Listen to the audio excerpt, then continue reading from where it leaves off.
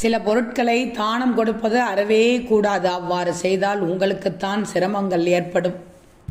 தானங்கள் செய்வது மிகப்பெரிய புண்ணியத்தை பெற்றுத்தரும். பொன் பொருள் எவ்வளவு கொடுத்தாலும் மனம் திருப்தி கொள்வதில்லை. ஆனால் ஒருவன் வேண்டுமென்று கேட்டால் போதும் என்று சொல்லி மன நிறைவோடு எழுவது, சாப்பிடும்போது மட்டுமே தானம் செய்த குறுகிய நேரத்திலேயே பலனை தெரியப்படுத்துவது அன்னதானம்.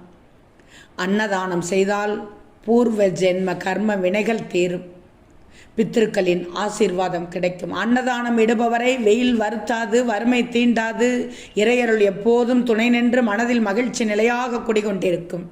எனினும் சிறப்பான பலன்களை தரக்கூடிய தானத்தை கூட நாம் சில பொருட்களை தானமாக கொடுக்கக்கூடாது.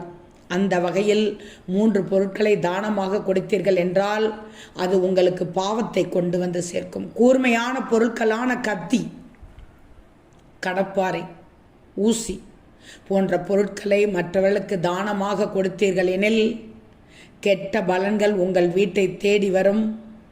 பழைய உணவுகளை தானமாக கொடுத்தீர்கள் எனில் வரவுக்கு மீறிய செலவுகள் வரும்.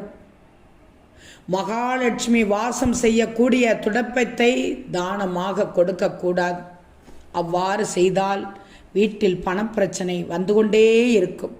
எனவே எந்த சூழ்நிலையிலும் இந்த 3 பொருட்களையும் தானமாக கொடுத்து சிரமங்களை விலை கொடுத்து வாங்காதீர்கள்.